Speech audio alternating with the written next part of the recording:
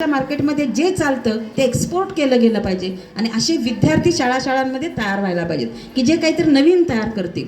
नाहीतर 30 वर्षापर्यंत फक्त डिग्री घेत बसलेत आणि नंतर क्रिएटिव्हिटी जी आहे, सर्जनशीलता, तर भारताला त्याचा उपयोग होईल आणि देशाची आपल्या प्रगती एक ग्लोबल महासत्ता किंवा ग्लोबल टीचर होऊ आपण आणि ग्लोबल समस्यांवरती उपचार करण्यासाठी आपण संशोधन करूया आणि संशोधक वृत्ती निर्माण करूया.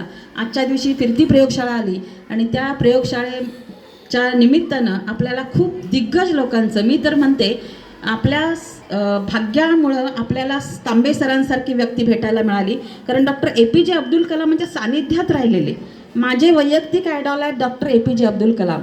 डॉक्टर APJ अब्दुल कलामांचं बालपण जे आहे त्यांनी धवन सर असतील किंवा त्यांचे जे शिक्षक आहेत, अग्निपंख पुस्तक, इग्निशन ऑफ माइंड किंवा विंग्स ऑफ द फायर जर आपण बघितलं पुस्तक, तर एक लक्षात येतं की प्रतिकूल परिस्थितीमध्ये त्यांनी स्पार्क त्यांच्या मेंदूमध्ये पडला की आपण काय संशोधन भविष्यात करतो.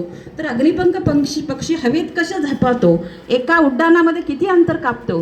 शिक्षकांनी रामेश्वरमच्या किनारपट्टीवरती समुद्राच्या त्यांना दाखवलं की हा पक्षाच्या पंखामध्ये किती ताकद आहे.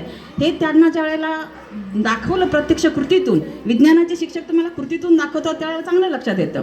मग रामेश्वरमच्या तमिळनाडूच्या ठिकाणी ज्या वेळेला अब्दुल कलाम आणि त्यांचा वर्ग सगळा गेला होता, शिक्षकांनी त्यांना दाखवलं, बघा हे पक्षी कसे हवेत उड्डाण करतात. अग्निपंख म्हणजे ज्यांचे पंख लाल आहेत असे पक्षी. आणि त्याच वेळेला त्या अब्दुल कलामांच्यावरती एक परिणाम झाला.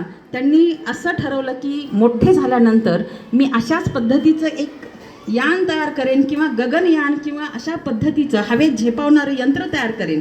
आणि तेव्हा त्यांच्यावरती एक स्पार्क किंवा ठिणगी पडली आणि भविष्यातले भारताला मिळालेले डॉक्टर APJ अब्दुल कलाम हे मॅन ऑफ द मिसाईल म्हणून ओळखले जाऊ लागले. जगभरामध्ये ज्यांना सॅल्यूट करत होते अशा व्यक्ती, एकमेव द्वितीय भारतातील काही व्यक्ती, त्याच्यापैकी डॉक्टर APJ अब्दुल कलाम. आणि त्यांच्या सानिध्यात राहायचं ज्यांना भाग्य मिळालं आणि प्रत्यक्ष DRDOमध्ये त्यांनी रिसर्च केला, सन्माननीय तांबे सर आपल्या विद्यालयाला भेट दिली, त्याबद्दल त्यांचं परत एकदा हार्दिक अभिनंदन.